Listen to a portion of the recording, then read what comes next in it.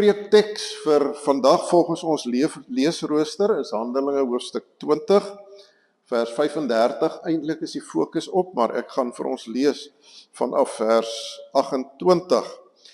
Dit is die gedeelte waar Paulus daar by Efese was en wat hy besef het dat dit sy laaste besoek aan Efese is en dat hy nou gaan na Rome toe, waar hy uiteindelik ook daar gevange geneem sou word en uiteindelik ook na ons beste wete en oorlewering waar hy ook op die ouend vir die Here Jesus Christus gesterf het daar in Rome, en hy bring hierdie ouderlinge bymekaar en hy het 'n gesprek met hulle. Vir oulaas nou nog 'n stuk toerusting wat hy vir hulle gee, en uiteindelik dan nou ook sluit hy af die toerusting wat hy daar vir hulle gee, ook met hierdie klompie verse wat ons nou vanmôre hier met mekaar gaan saamlees in Handelinge 20 van vers 28 af.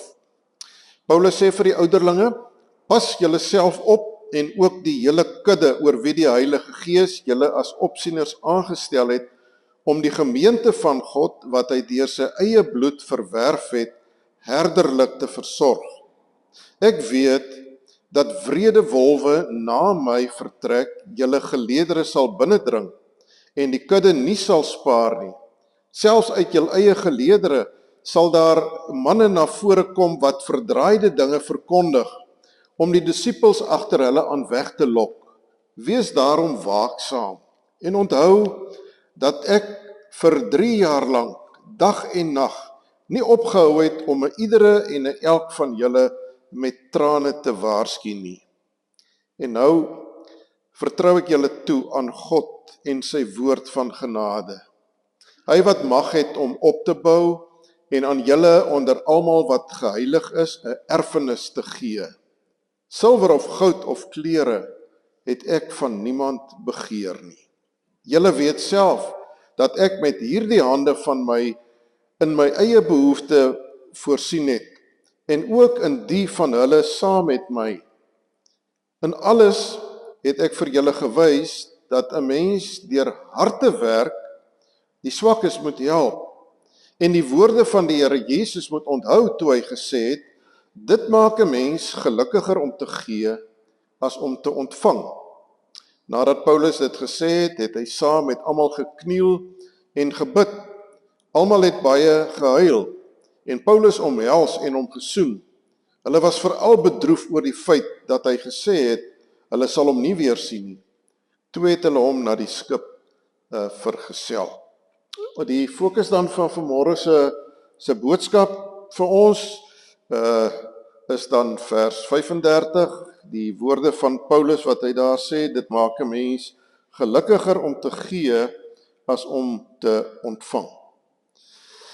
Nou, broers en susters, ons lewe vandag in 'n wêreld waar ons inkomste en dit wat 'n huis werd is, waar ons dalk woon, voorreg het om te woon, hoeveel ons gespaar het en wat ons op die ou end in die lewe kan bekostig en nie kan bekostig nie, waar dit op die ou end vir ons die waarde bepaal van ons lewe. Ons waarde van ons lewe en dit wat die lewe vir ons inhou word baie dikwels dan nou gemeet in hierdie materiële dinge wat ons onsself mee besig hou. Maar die vraag vanmôre nou is of die manier hoe ons in ons eie lewens na die materiële dinge kyk waarmee ons besig is, in watter mate verklap hierdie kyk van ons, die manier hoe ons geld en die materiële sien, wat verklap dit van dit waaraan ons op die ou end eintlik ons hele lewe meet? Is dit die belangrikste? Die vraag op die ou end is, wat maak my gelukkig?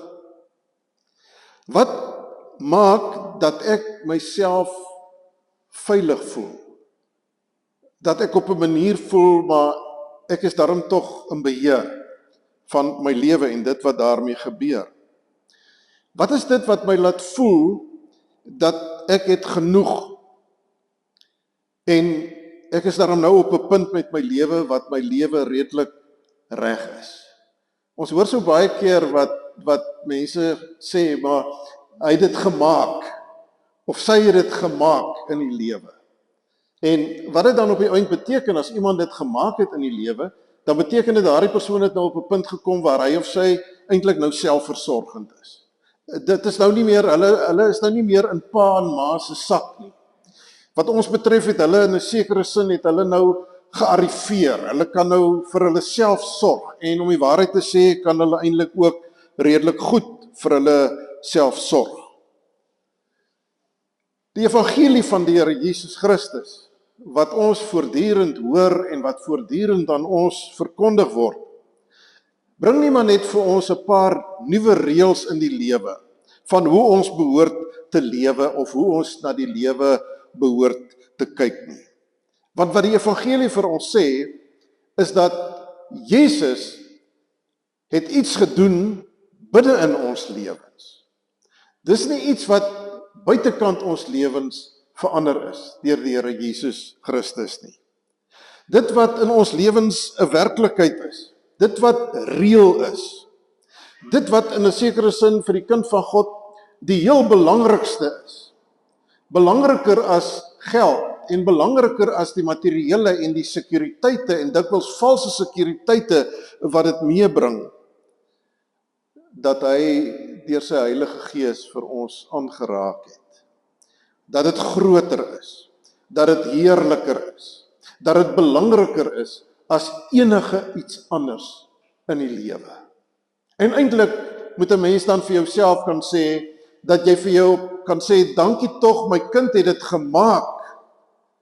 Nie wanneer my kind materieel onafhanklik is en selfstandig geword het nie, maar wanneer my kind in sy of haar hart werklik die Here Jesus Christus leer ken het. Want dis wat die Bybel vir ons sê, is dat dit wat God met ons doen, is werklik. Soos die Engelsman sê, dis reël. Dis die realiteit in ons lewens. En wat is dit? Dat hy deur sy Heilige Gees vir elke kind van God die wedergeboorte geskenk het. En die wedergeboorte is nie iets wat jy met jouself kan laat gebeur nie. Dis nie jouself wat jou hier diep in jou hart kan verander nie. Dit is alleen maar net die Heilige Gees van God. Dis alleen die Heilige Gees van God wat gemaak het dat jy vandag na jouself kan verwys as iemand wat bekeerd is. Nie in die sin dat jou lewe noodwendig so wonderlik verander het nie, maar dat jy kan weet in jou hart dat jy het jouself tot die Here Jesus Christus gekeer en jy in jou hart glo dat die Here Jesus Christus deur sy Heilige Gees binne in jou woon. Dis die werklikheid, die grootste werklikheid van die lewe wat die belangrikste is. Dat jy 'n nuwe mens gemaak is. Ja, baie dae voel jy nog glad nie so nuut nie. Baie dae is jy baie bewus daarvan hoe jy nog worstel by die ou dinge in jou lewe. Maar nietemin weet jy dat jy innerlik nuut gemaak is. Dat wanneer jy nie nuut lewe nie, jy bewus is daarvan. Dat jy skuldig voel daaroor. Dat jy gedurig weer deur die Here en deur sy woord oor en oor aangespreek word en jy jouself op die ou end ongemaklik voel daarmee.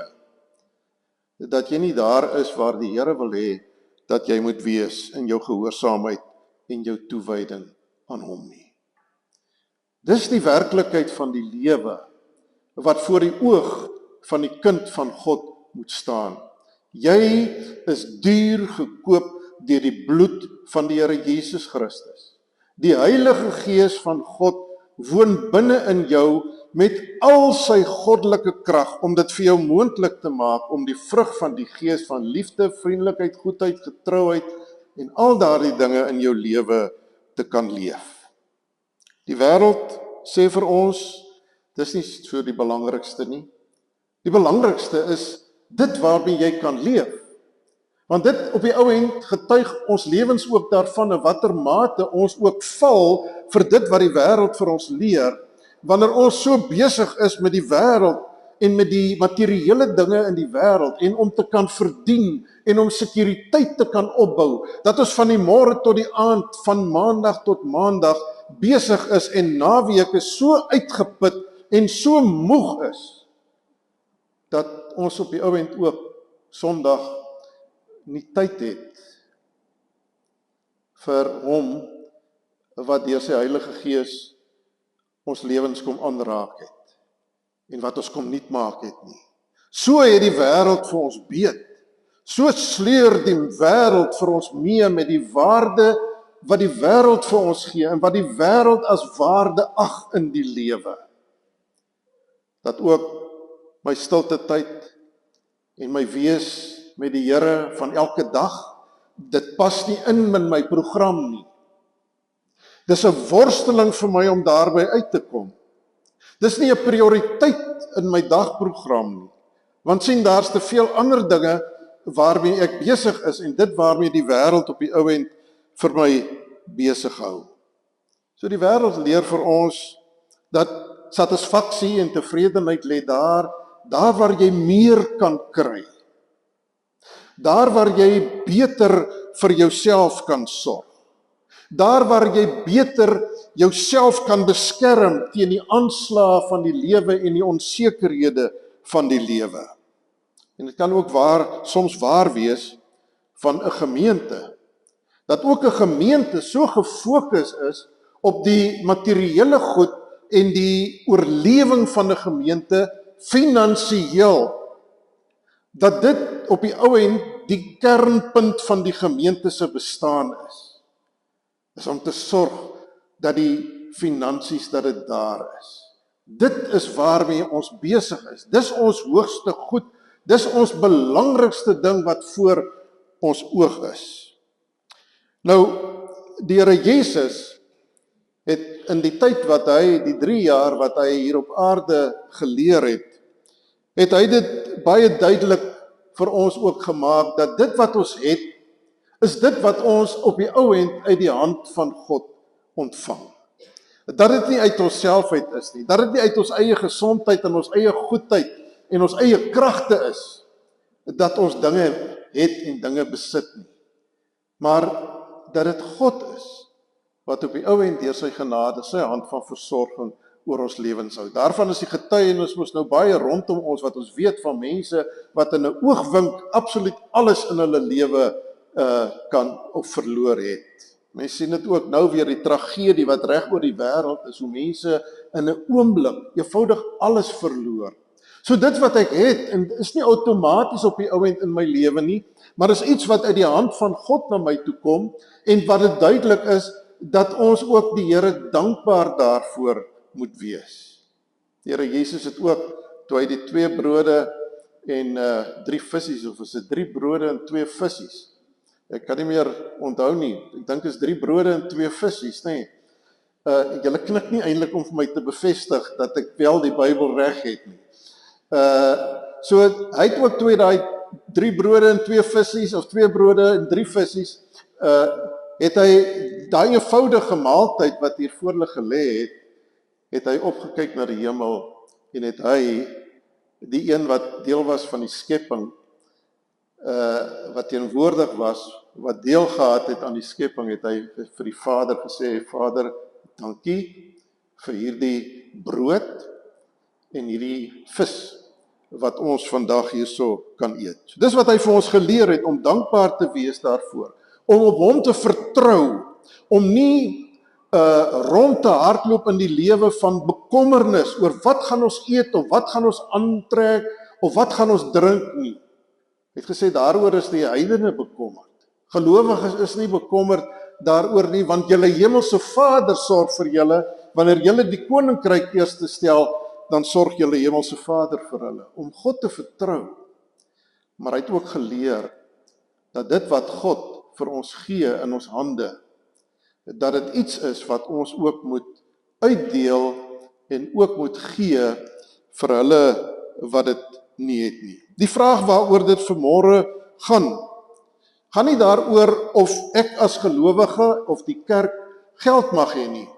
Natuurlik mag ons geld hê, moet ons geld hê, om sekere verantwoordelikhede wat ons het te kan nakom.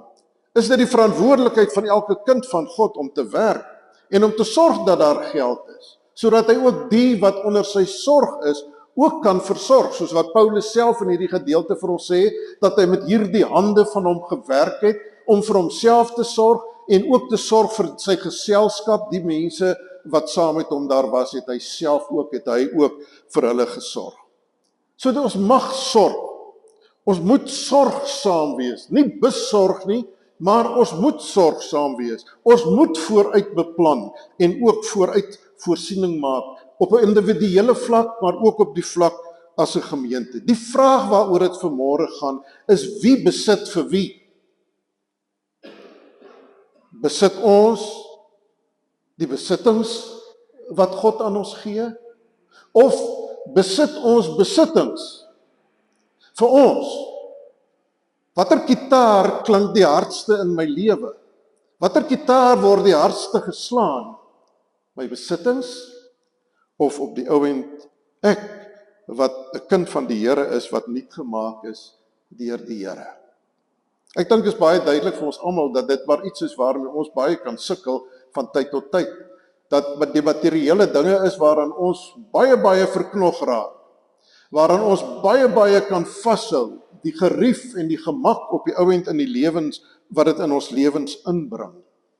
Maar die wonderlike is dat die Here nie net vir ons binne-in nuut gemaak het en die wedergeboorte gegee het nie. Die wonder van sy genade is dat hy ons nog elke dag vashou. Dat terwyl ons deur hierdie lewe loop, met sy materiële dinge en sy materiële uitdagings en alles wat daarmee gepaard gaan, dat hy deur sy Heilige Gees saam met ons loop.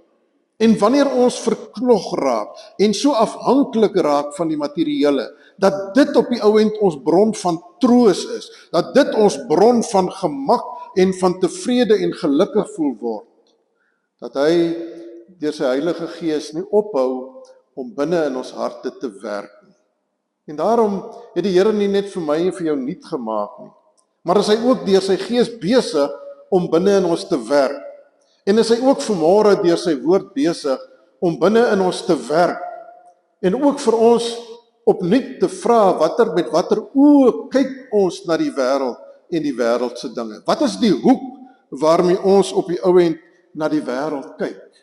Want sy diepste begeerte is dat ek en jy ook sal groei in ons verhouding met hom.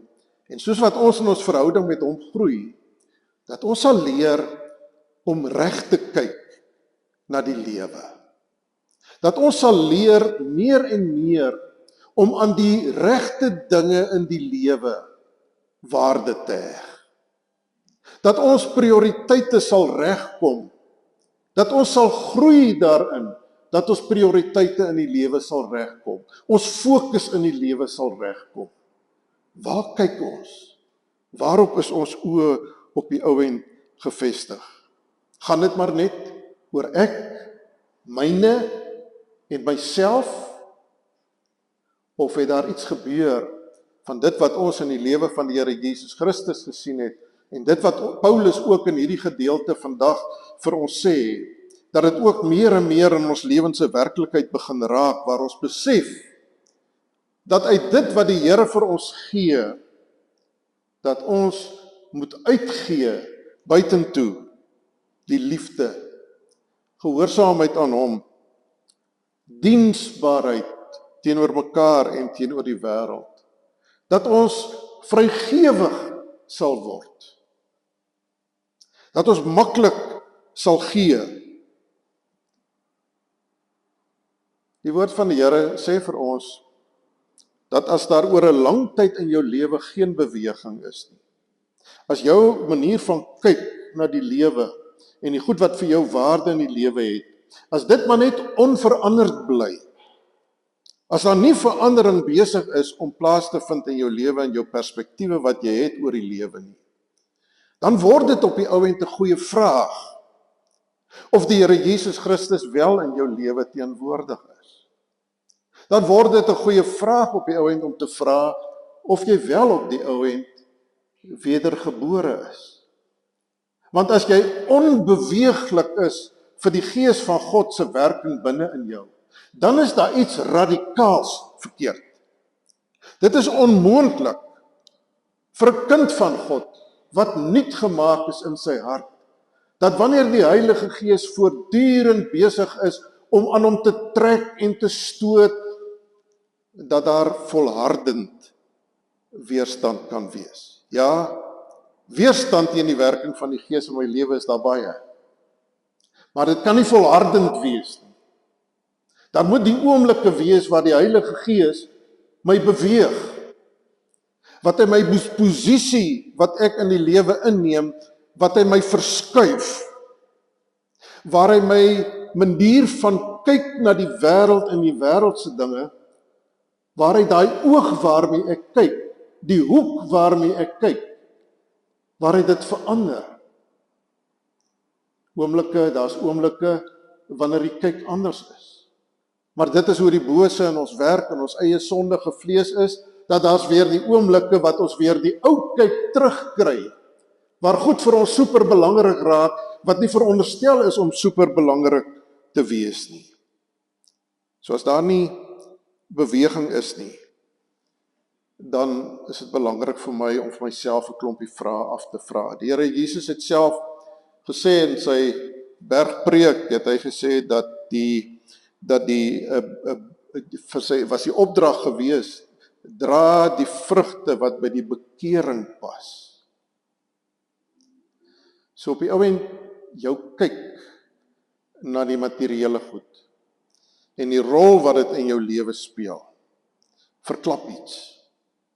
Dit verklap iets, of dit deel is van die vrug van bekering, en of die teendeel daarvan waar is.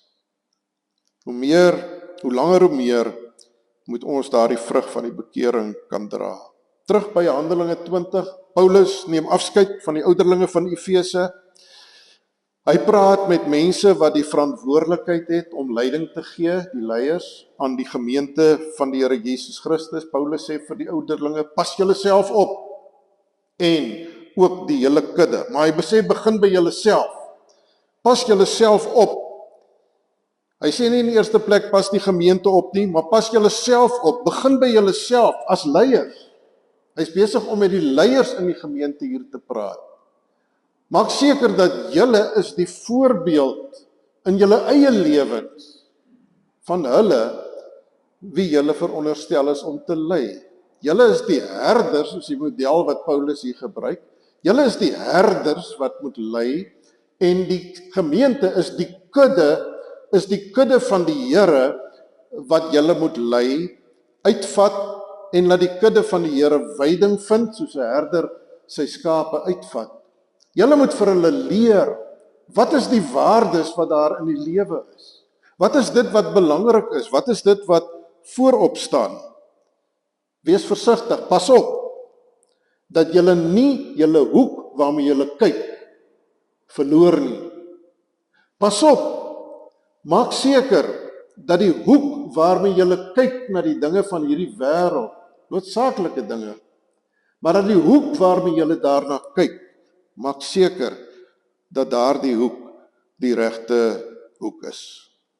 Paulus wys na homself en hy raak baie prakties. Hy sê vir hulle, silwer of goud of klere het ek van niemand begeer nie. Terwyl ek hier by julle was, 3 jaar lank wat ek vir julle geleer het, ek het julle so ernstig geleer, elkeen van julle persoonlik geleer, tot met trane toe het ek julle geleer, met 'n passie in my hart vir julle het ek julle geleer, maar terwyl ek hier besig was om julle te leer, kan julle nie van my sê dat ek silwer en goud en klere van enige iemand begeer het nie. En miskien is dit die kruks van die saak, is dit waar die toets as het ware lê.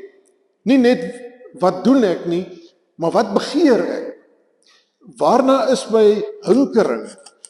Op een of ander manier, sê Paulus, deur die genade van die Here, het ek nooit gekyk na dit wat julle het, na die voertuig waarmee julle ry, na die huis waarin julle woon, en dit begeer nie. Die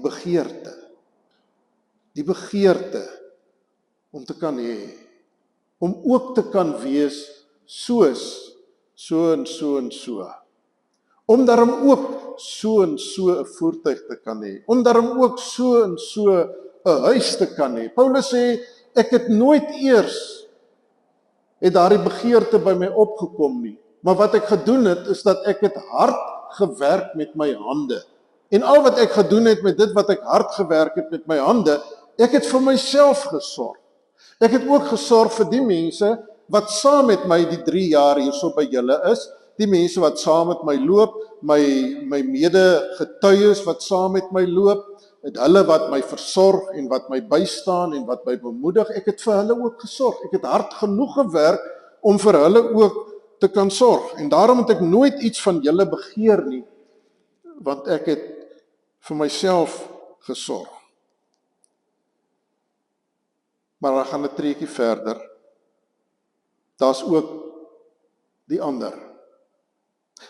Paulus sê, my hand was nie toe gewees en ek het net vasgehou aan dit wat ek voorgewerk het en besit het nie. Hierdie hande wat hard gewerk het, selfversorgend was.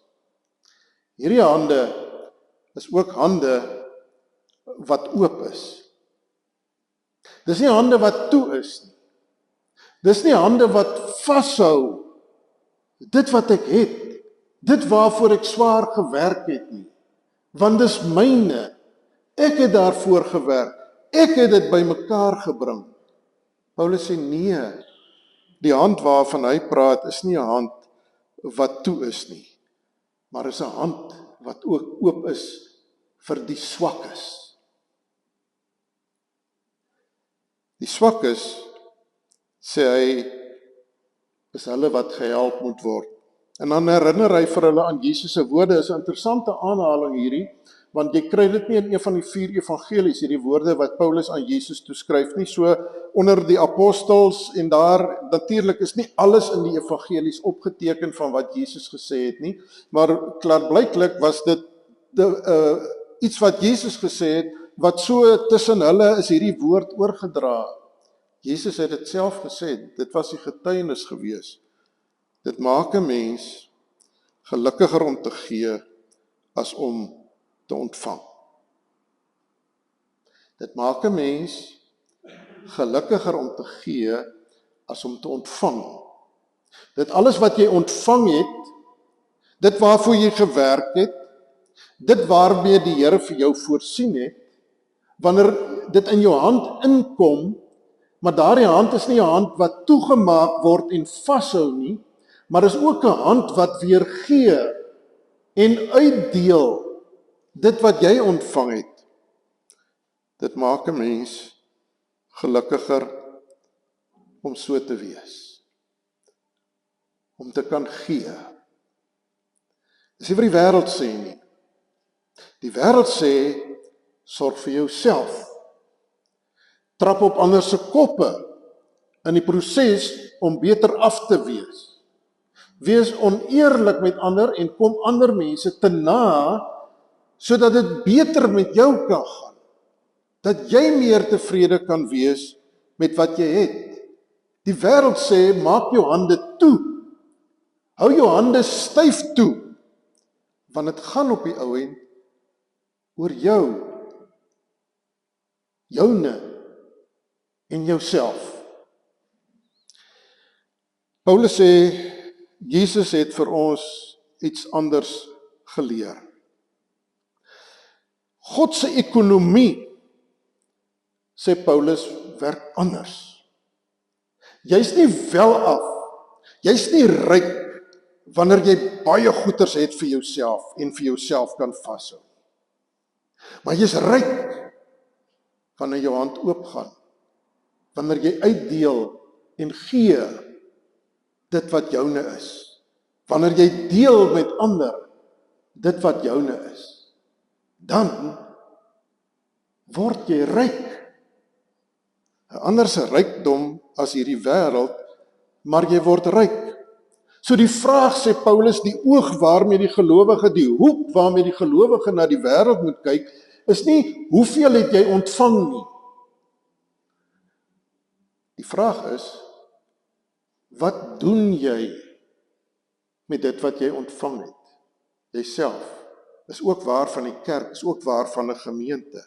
Wat doen jy met dit wat jy uit die hand van die Here ontvang. Die Here gee, broers en susters, aan ons nie net materiële goed nie.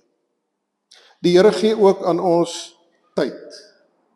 Hy gee ook aan ons bepaalde talente, bepaalde vermoëns, bepaalde gawes wat ons het. Hy gee ook vir ons geld, die materiële. Hy sorg ook daarvoor, ook vir ons, vir die gesondheid, om dit te kan verdien. Hy gee vir ons ervaring wat ons in die lewe opdoen, van omstandighede, van werklikhede rondom ons, maar ook ervaring van mense en die behoeftes van mense. Hy gee vir ons vaardighede, die Here gee vir ons geleenthede. Die vraag vanmôre nou vir my en vir jou is, wat gebeur met die gawes wat God my gee, wanneer dit deur my hande gaan? Hou ek dit vas? Of is ek bereid dat dit wat van God af na my toe kom, dat dit deur my vloei, op die ou end ook na ander toe? En daarom praat ons vanmôre nie net van geld en materiële besittings nie. Soos ek gesê het, ons praat ook van die tyd en die gawes en wat ook al wat God vir jou gegee het. So die vraag gaan nie vanmôre net noodwendig oor hoeveel geld jy gee vir ander mense rondom jou wat in nood verkeer nie. Want miskien is dit tyd wat jy vir iemand anders gee, wat jy nie in die waarde van geld kan meet nie. Is dit 'n besoek waarvoor jy jou eie program moes aanpas en moes moeite doen en goed wat vir jou miskien belangrik was, moes prys gee, sodat jy by iemand 'n besoek kon aflê? Miskien is dit net saam met die tyd, net daai oor wat bereid is om te luister na iemand anders. Miskien is dit daai vaardigheid wat jy het om iets reg te maak, om iets met jou hande te kan doen. Miskien is dit wat jy ontvang het, die vaardigheid van God, wat jy moet uitgee en moet deel met iemand anders. Miskien is dit op die ou end om iemand anders te vergewe, want jy is vergewe, jy het vergifnis ontvang van God af, en dat jy dalk weer iemand anders vergewe. Partykeer is dit dalk net 'n gebed om saam met iemand te bid wat in moeilike omstandighede verkeer. Dit gaan nie daaroor, broers en susters, oor het ek genoeg om te kan gee nie. Dit gaan daaroor, wat het God reeds aan my gegee? Wat besit ek reeds? Wat is daar wat deur my hande moet vloei om tot seën vir iemand anders te wees? Paulus se fokus in hierdie gedeelte vanmôre baie duidelik is hy sê dat hulle wat gehelp moet word, aan wie jy jou tyd en jou geld en jou moeite en jou gawes moet afstaan, is die swakkes. Dit is mense wat nie self op daardie spesifieke terrein vir hulle self kan voorsien nie. Dis die bejaarde wat nie 'n werk meer het nie, wat nie meer 'n vaste inkomste het nie. Dit is die mens wat siek is en skielik nou met die siekte saam ook inkomste op daardie manier ook verloor. Dit is dalk die persoon wat een of ander fisiese gebrek het. Dis 'n gesin wat dalk baie onverwags in 'n krisis beland het. Dit kan ook mense wees wat iets of iemand verloor het en nie op hulle eie kan regkom nie. Swak is. Dis hulle. Wat God ook al vir jou gee, moet deur jou vloei na hulle wat swak is. Christelike liefde vra ook van ons onderskeiding, want in die dag en die tyd waarin ons leef, en dit was al in die Bybelse tyd so gewees, was daar 'n verskil tussen mense wat in nood verkeer en mense wat doodgewoon onverskillig is. Die Bybel sê nie ons moet die onverskilliges help nie. Die Bybel sê ons moet hulle wat in nood is, moet ons help. Die Bybel sê nie ons moet hulle help wat nie met hulle eie hande wil werk nie. maar ons moet hulle wat met hulle eie hande wil werk, maar nie kan werk nie, in hulle nood en in hulle behoeftes moet ons voorsien. Die Bybel leer nie vir ons dat ons luiheid moet beloon nie, maar dat ons hulle wat in nood verkeer, dat ons hulle nie verby kan gaan nie. Paulus is nogal baie kras wat dit betref. In een van sy briewe skryf hy dat die wat nie wil werk nie, moet nie eet nie. Baie kras, en dit maak dit nogal vir 'n mens baie moeilik en baie ingewikkeld. Want hoe wys jy 'n mens weg wat voor jou staan, wat werklik honger is?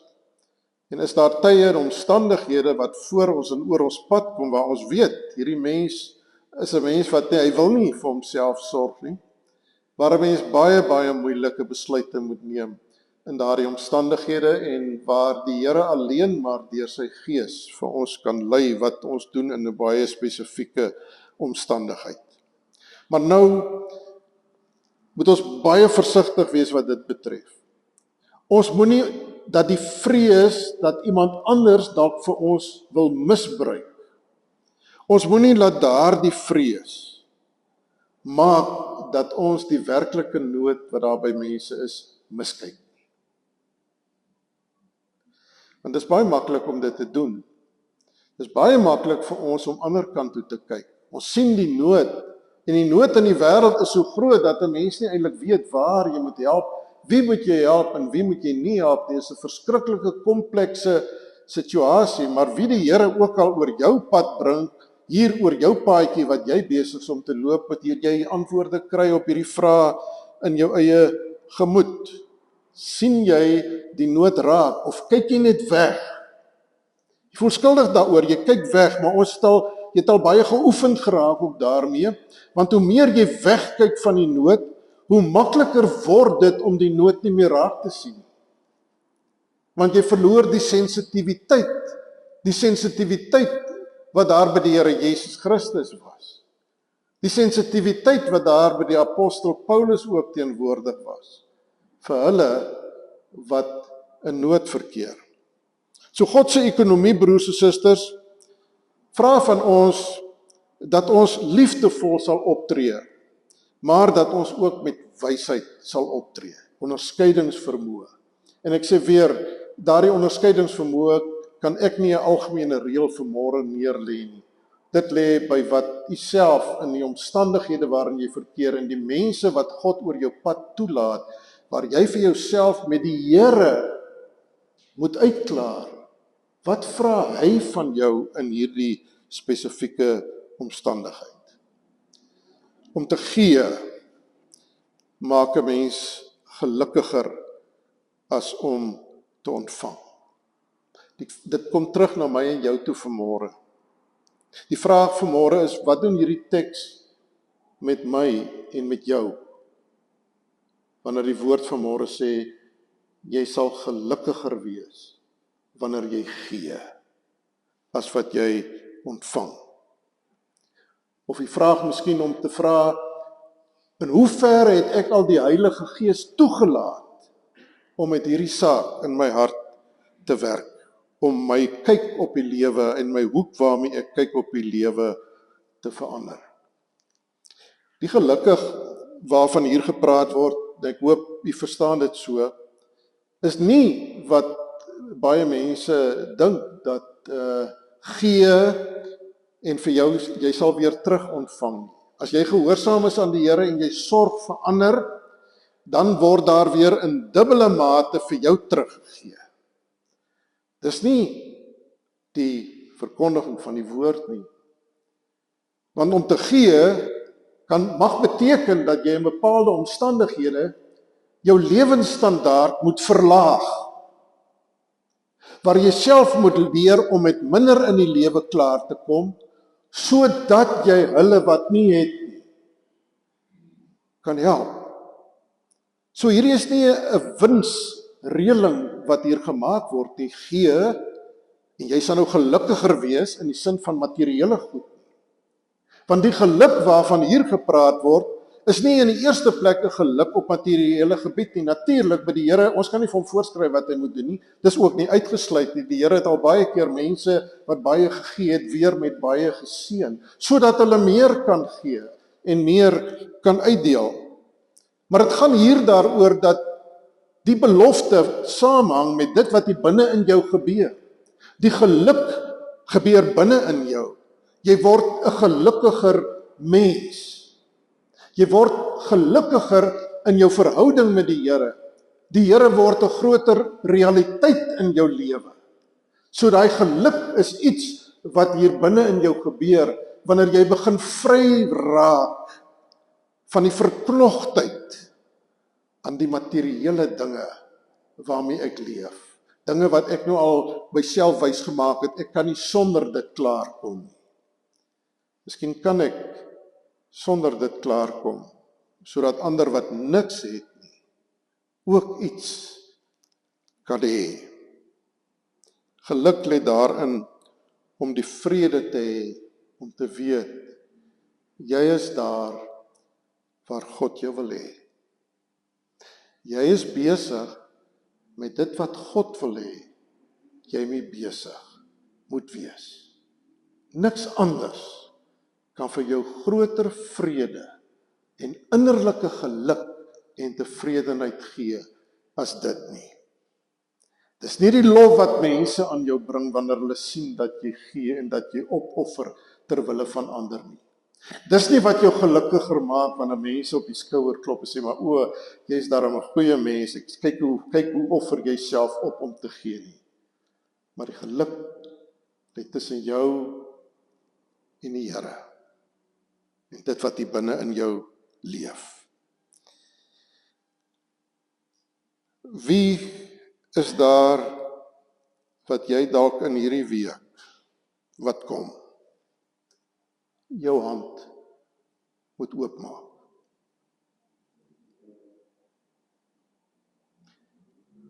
Wie is daar wat seën mag belewe uit die gawes wat jy uit die Here se hand uit ontvang? Wanneer jy ook jou hand oopmaak en ander seën met dit waarmee jy geseën is. Amen. Hemelse Vader, Here, hierdie ding is 'n ding wat maar baie naby aan ons vlees lê en wat diep in ons binneste krap vir ons almal. Want ons leef in hierdie wêreld wat vir ons wys gemaak het dat geluk en tevredenheid en sekuriteit lê op die ou end in wat jy het. Maar u woord leer vanmôre vir ons anders. U woord sê vir ons dat die geluk en die sekuriteit lê daarin om te weet, ons is daar waar u wil hê wat ons moet wees. Wanneer ons hulle wat swak is, help. En daarom bid ons, o Here, wil u nie elkeen van ons se oë oopmaak vir daar waar u wil hê dat ons moet deel dit wat u vir ons gegee het nie. Maak ons gehoorsaam. Maak ons getrou. In Jesus naam. Amen.